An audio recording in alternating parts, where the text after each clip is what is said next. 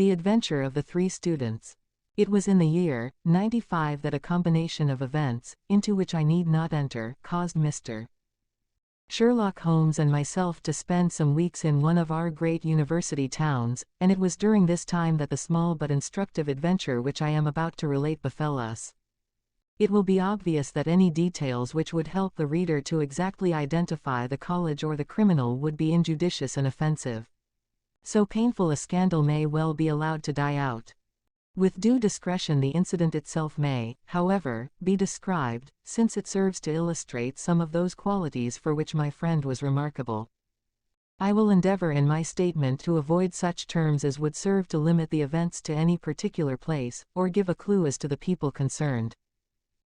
We were residing at the time in furnished lodgings close to a library where Sherlock Holmes was pursuing some laborious researches in early English charters, researches which led to results so striking that they may be the subject of one of my future narratives. Here it was that one evening we received a visit from an acquaintance, Mr. Hilton Soames, tutor and lecturer at the College of St. Luke's. Mr. Soames was a tall, spare man, of a nervous and excitable temperament. I had always known him to be restless in his manner, but on this particular occasion he was in such a state of uncontrollable agitation that it was clear something very unusual had occurred. "I trust, Mr. Holmes, that you can spare me a few hours of your valuable time. We have had a very painful incident at St. Luke's, and really, but for the happy chance of your being in the town, I should have been at a loss what to do."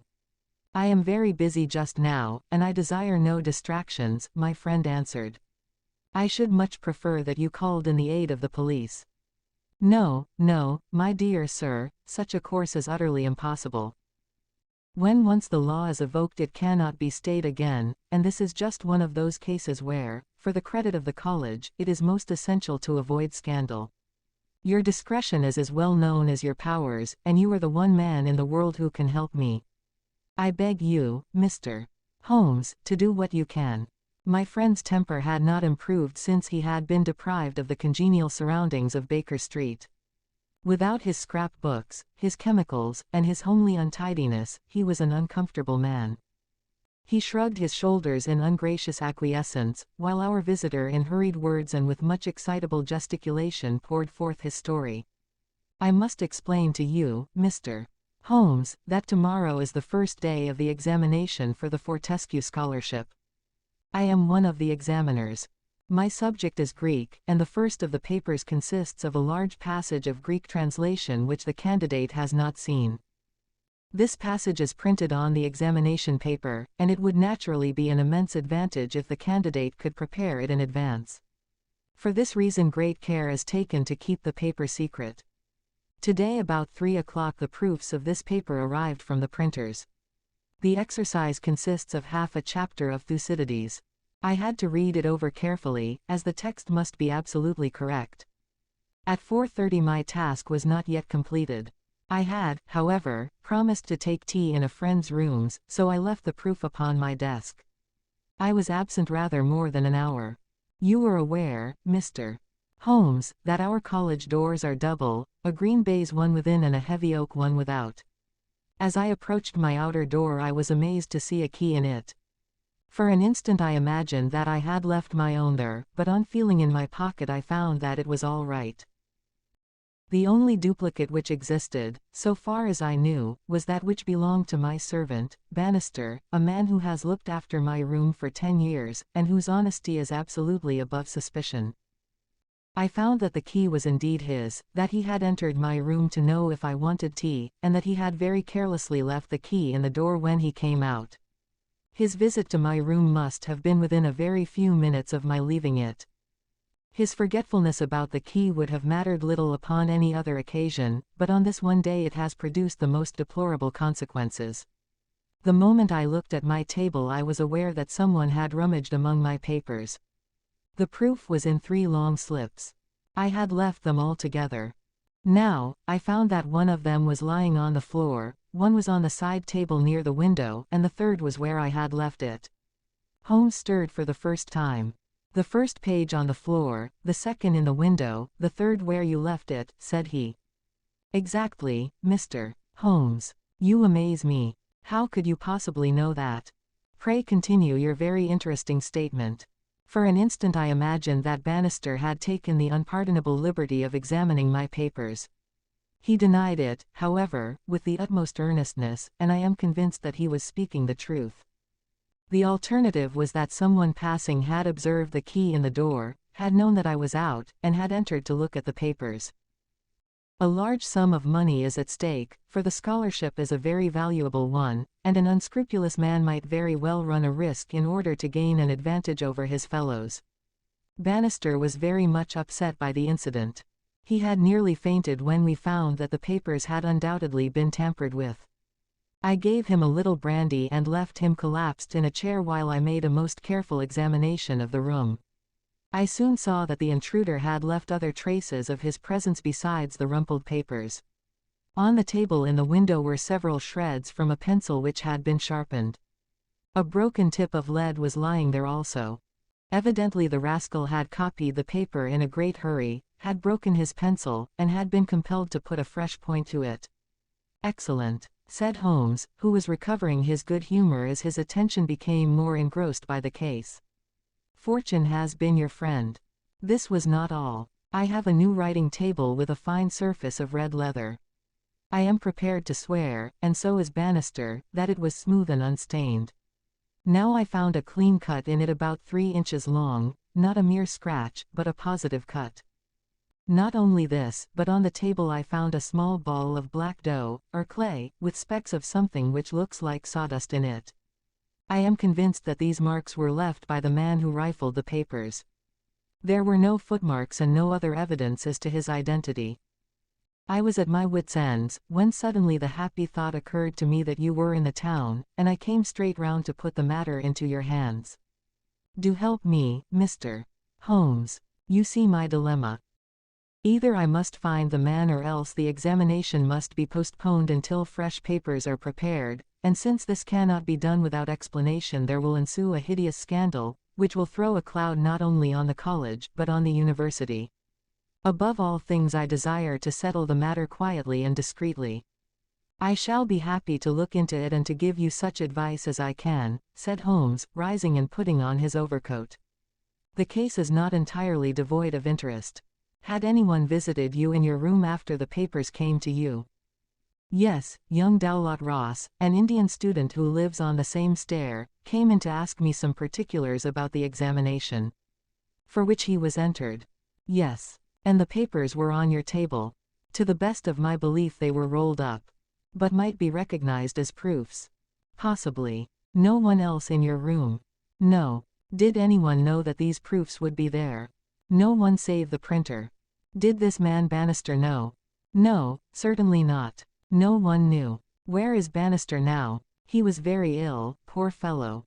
I left him collapsed in the chair. I was in such a hurry to come to you. You left your door open. I locked up the papers first. Then it amounts to this, Mr. Soames, that unless the Indian student recognized the roll as being proofs, the man who tampered with them came upon them accidentally without knowing that they were there. So it seems to me. Holmes gave an enigmatic smile. Well, said he, let us go round. Not one of your cases, Watson, mental, not physical. All right, come if you want to. Now, Mr. Soames, at your disposal. The sitting room of our client opened by a long, low, latticed window onto the ancient lichen-tinted court of the old college. A Gothic arched door led to a worn stone staircase. On the ground floor was the tutor's room. Above were 3 students, one on each story. It was already twilight when we reached the scene of our problem. Holmes halted and looked earnestly at the window. Then he approached it, and, standing on tiptoe with his neck craned, he looked into the room. He must have entered through the door. There is no opening except the one pane, said our learned guide. Dear me, said Holmes, and he smiled in a singular way as he glanced at our companion. Well, if there is nothing to be learned here we had best go inside. The lecturer unlocked the outer door and ushered us into his room. We stood at the entrance while Holmes made an examination of the carpet. I am afraid there are no signs here, said he. One could hardly hope for any upon so dry a day. Your servant seems to have quite recovered. You left him in a chair, you say. Which chair? By the window there. I see. Near this little table. You can come in now. I have finished with the carpet. Let us take the little table first. Of course, what has happened is very clear. The man entered and took the papers, sheet by sheet, from the central table. He carried them over to the window table, because from there he could see if you came across the courtyard, and so could effect an escape. As a matter of fact he could not, said Soames, for I entered by the side door. Ah, that's good. Well, anyhow, that was in his mind. Let me see the 3 strips. No finger impressions, no. Well, he carried over this one first and he copied it. How long would it take him to do that, using every possible contraction? A quarter of an hour, not less. Then he tossed it down and seized the next. He was in the midst of that when your return caused him to make a very hurried retreat, very hurried, since he had not time to replace the papers which would tell you that he had been there. You were not aware of any hurrying feet on the stair as you entered the outer door? No, I can't say I was. Well, he wrote so furiously that he broke his pencil, and had, as you observe, to sharpen it again. This is of interest, Watson. The pencil was not an ordinary one. It was above the usual size, with a soft lead, the outer color was dark blue, the maker's name was printed in silver lettering, and the piece remaining is only about 1.5 inches long. Look for such a pencil, Mr. Soames, and you have got your man. When I add that he possesses a large and very blunt knife, you have an additional aid. Mr. Soames was somewhat overwhelmed by this flood of information.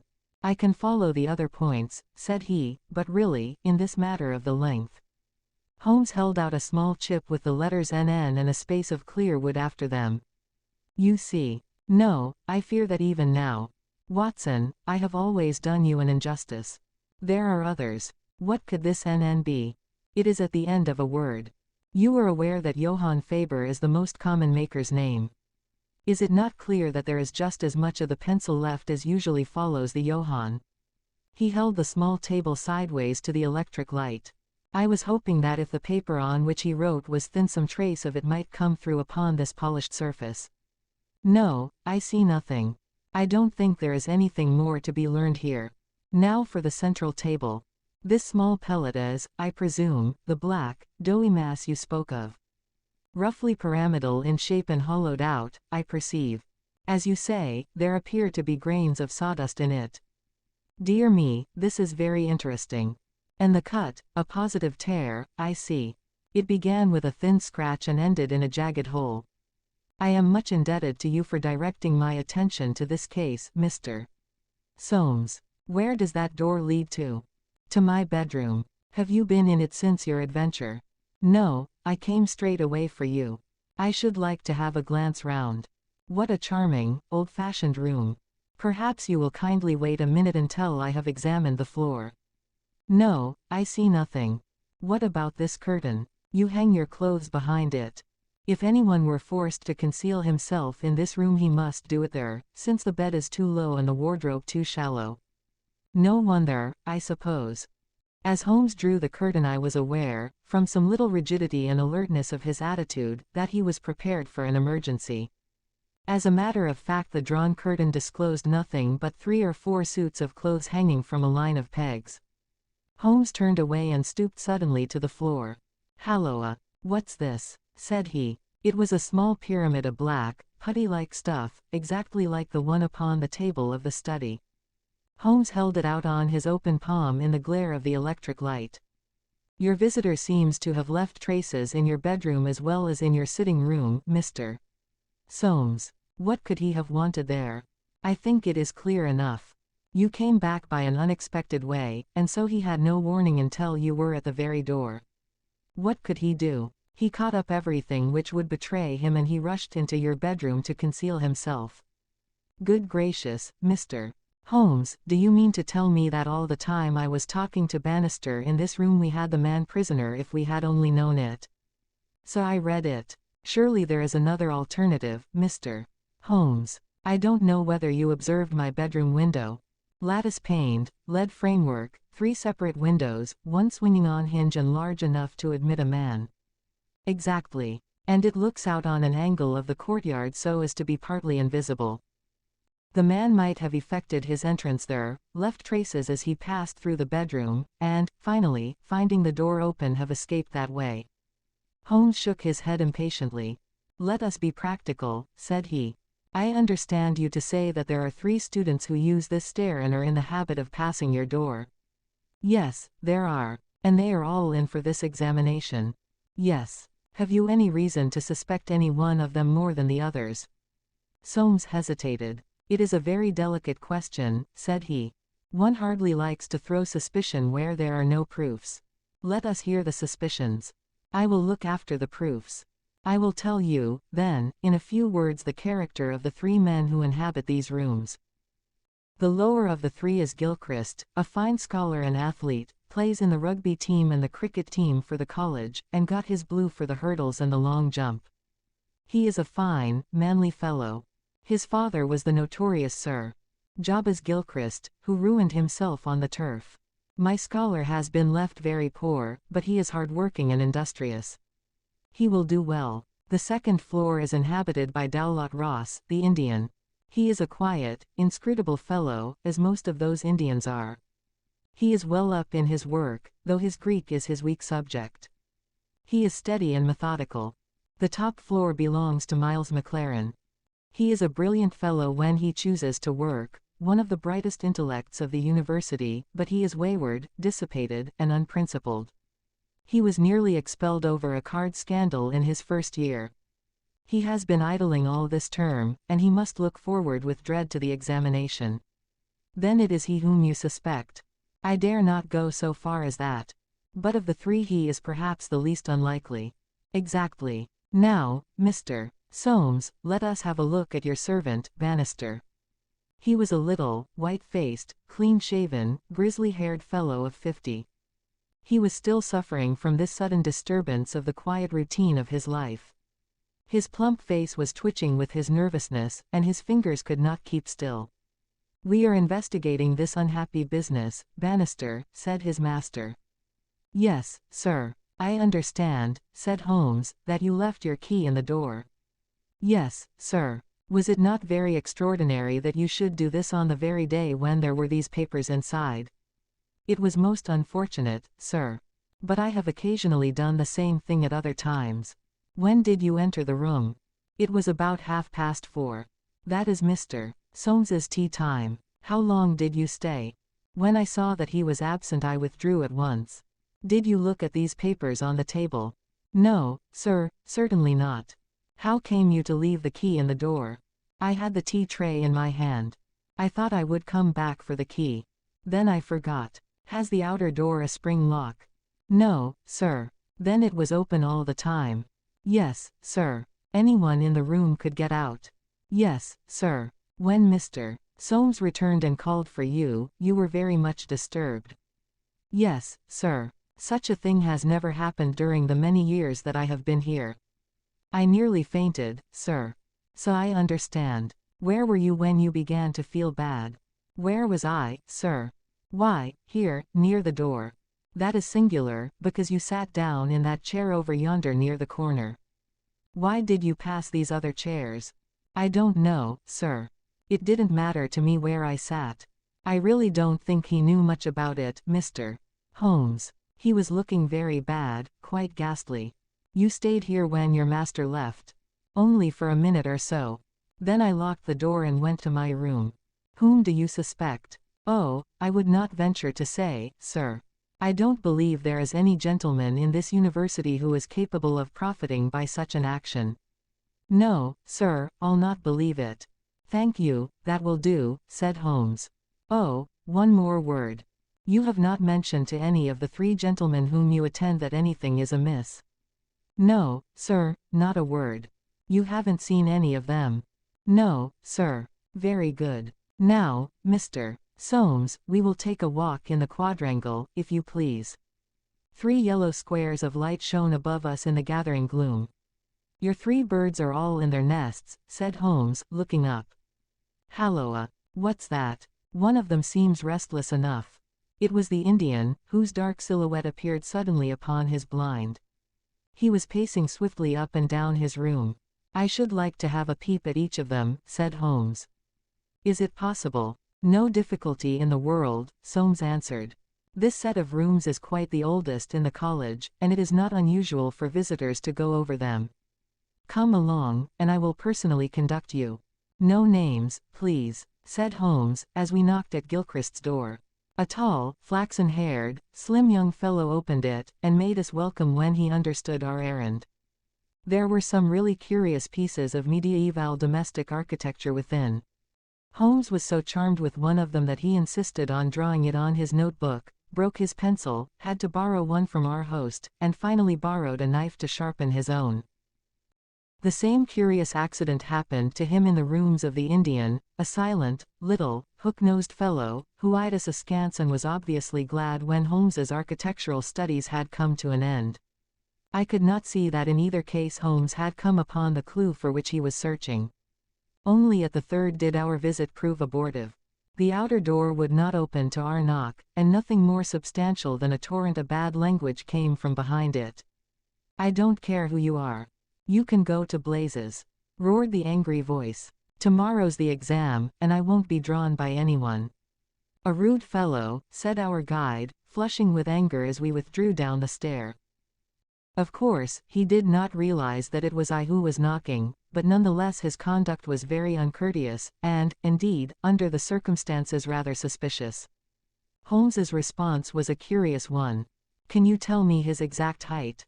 he asked. "Really, Mr. Holmes, I cannot undertake to say. He is taller than the Indian, not so tall as Gilchrist.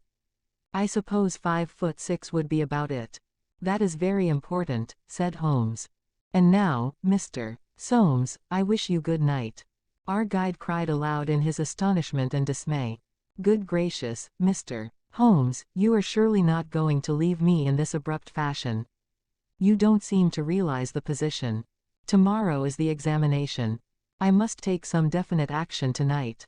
I cannot allow the examination to be held if one of the papers has been tampered with. The situation must be faced.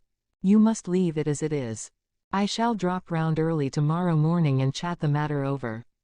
It is possible that I may be in a position then to indicate some course of action. Meanwhile you change nothing, nothing at all."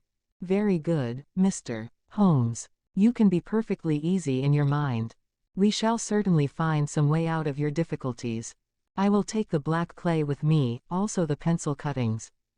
Goodbye." When we were out in the darkness of the quadrangle we again looked up at the windows. The Indian still paced his room. The others were invisible. "Well, Watson, what do you think of it?" Holmes asked, as we came out into the main street. "Quite a little parlor game, sort of three-card trick, is it not? There are your three men. It must be one of them. You take your choice. Which is yours?" "The foul-mouthed fellow at the top. He is the one with the worst record. And yet that Indian was a sly fellow also. Why should he be pacing his room all the time? There is nothing in that. Many men do it when they are trying to learn anything by heart." He looked at us in a queer way. "So would you if a flock of strangers came in on you when you were preparing for an examination next day, and every moment was of value?" "No, I see nothing in that. Pencils, too, and knives, all was satisfactory. But that fellow does puzzle me." "Who?" "Why, Bannister, the servant. What's his game in the matter? He impressed me as being a perfectly honest man." "So he did me. That's the puzzling part. Why should a perfectly honest man— well, here's a large stationer's. We shall begin our researches here."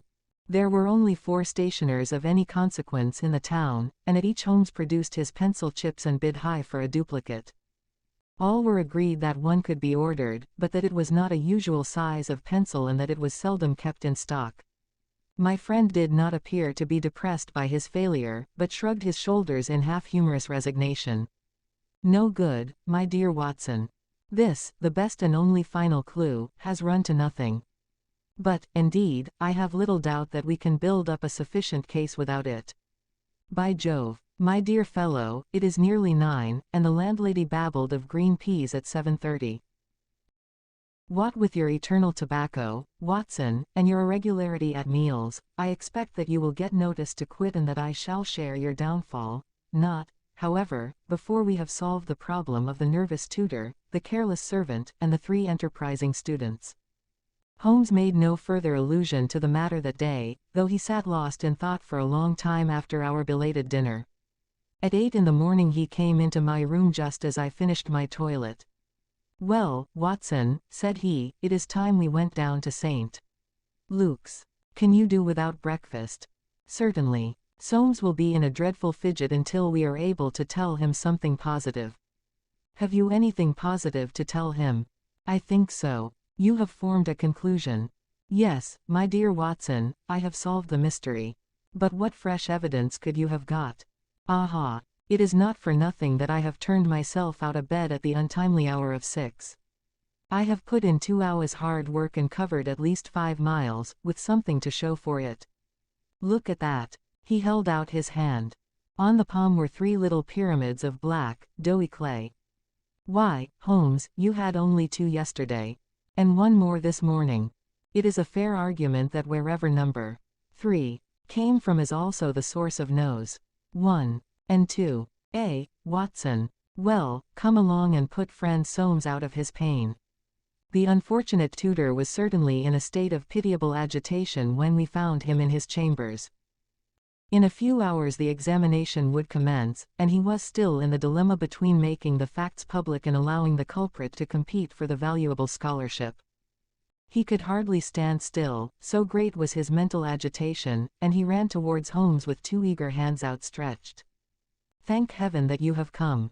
I feared that you had given it up in despair. What am I to do? Shall the examination proceed?" "Yes, let it proceed by all means." "But this rascal, he shall not compete. You know him." "I think so. If this matter is not to become public we must give ourselves certain powers, and resolve ourselves into a small private court-martial. You there, if you please, Soames. Watson, you here. I'll take the armchair in the middle. I think that we are now sufficiently imposing to strike terror into a guilty breast. Kindly ring the bell." Bannister entered, and shrunk back in evident surprise and fear at our judicial appearance. "You will kindly close the door," said Holmes. "Now, Bannister, will you please tell us the truth about yesterday's incident?" The man turned white to the roots of his hair.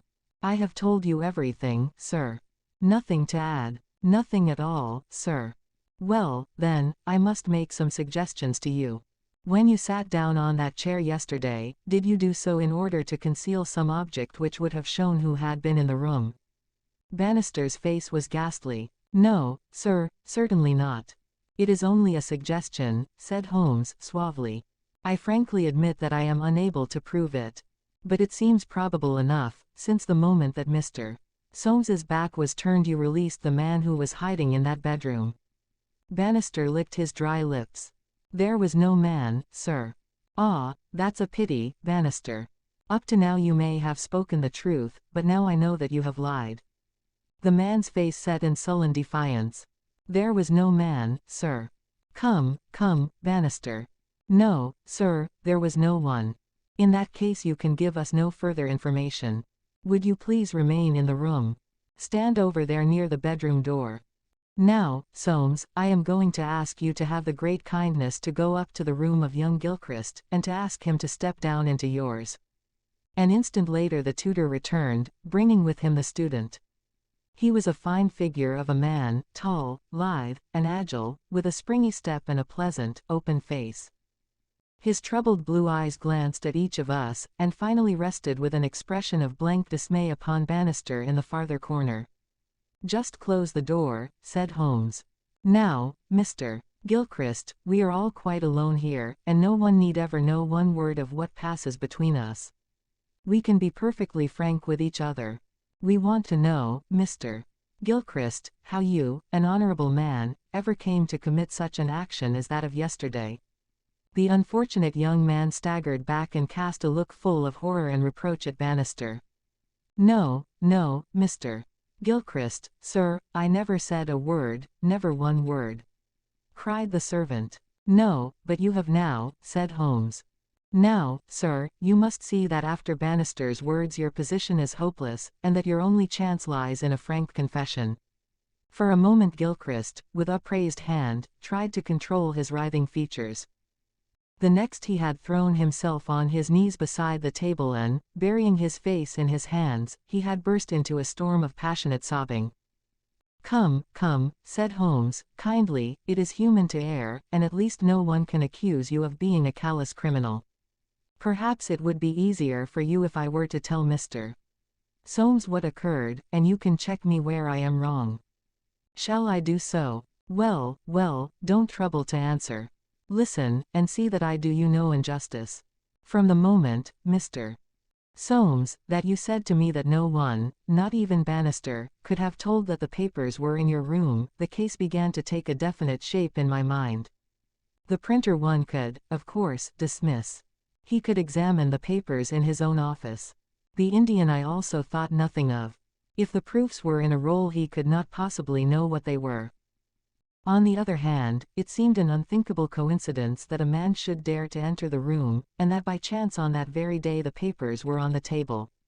I dismissed that. The man who entered knew that the papers were there. How did he know? When I approached your room I examined the window. You amused me by supposing that I was contemplating the possibility of someone having in broad daylight, under the eyes of all these opposite rooms, forced himself through it. Such an idea was absurd. I was measuring how tall a man would need to be in order to see as he passed what papers were on the central table. I am 6 feet high, and I could do it with an effort. No one less than that would have a chance. Already you see I had reason to think that if one of your 3 students was a man of unusual height he was the most worth watching of the 3. I entered and I took you into my confidence as to the suggestions of the side table. Of the center table I could make nothing, until in your description of Gilchrist you mentioned that he was a long-distance jumper. Then the whole thing came to me in an instant, and I only needed certain corroborative proofs, which I speedily obtained. What happened was this. This young fellow had employed his afternoon at the athletic grounds, where he had been practicing the jump. He returned carrying his jumping shoes, which are provided, as you are aware, with several sharp spikes. As he passed your window he saw, by means of his great height, these proofs upon your table, and conjectured what they were. No harm would have been done had it not been that as he passed your door he perceived the key which had been left by the carelessness of your servant. A sudden impulse came over him to enter and see if they were indeed the proofs. It was not a dangerous exploit, for he could always pretend that he had simply looked in to ask a question. Well, when he saw that they were indeed the proofs, it was then that he yielded to temptation. He put his shoes on the table. What was it you put on that chair near the window? Gloves, said the young man. Holmes looked triumphantly at Bannister. He put his gloves on the chair, and he took the proofs, sheet by sheet, to copy them. He thought the tutor must return by the main gate, and that he would see him. As we know, he came back by the side gate. Suddenly he heard him at the very door. There was no possible escape. He forgot his gloves, but he caught up his shoes and darted into the bedroom. You observe that the scratch on that table is slight at one side, but deepens in the direction of the bedroom door. That in itself is enough to show us that the shoe had been drawn in that direction and that the culprit had taken refuge there. The earth round the spike had been left on the table, and a second sample was loosened and fell in the bedroom. I may add that I walked out to the athletic grounds this morning, saw that tenacious black clay is used in the jumping pit, and carried away a specimen of it, together with some of the fine tan or sawdust which is strewn over it to prevent the athlete from slipping. Have I told the truth, Mr.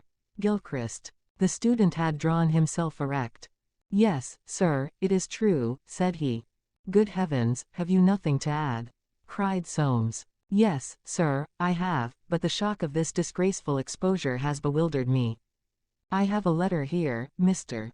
Soames, which I wrote to you early this morning in the middle of a restless night. It was before I knew that my sin had found me out.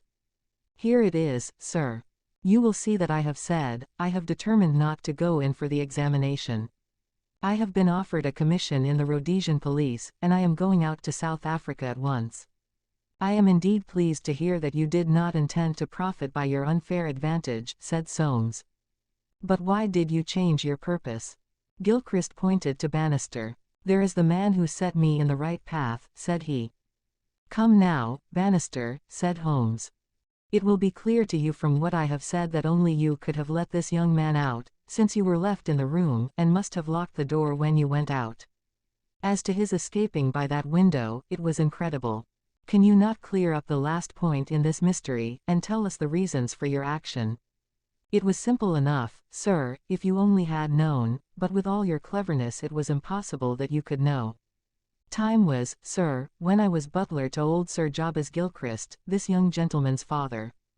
When he was ruined I came to the college as servant, but I never forgot my old employer because he was down in the world.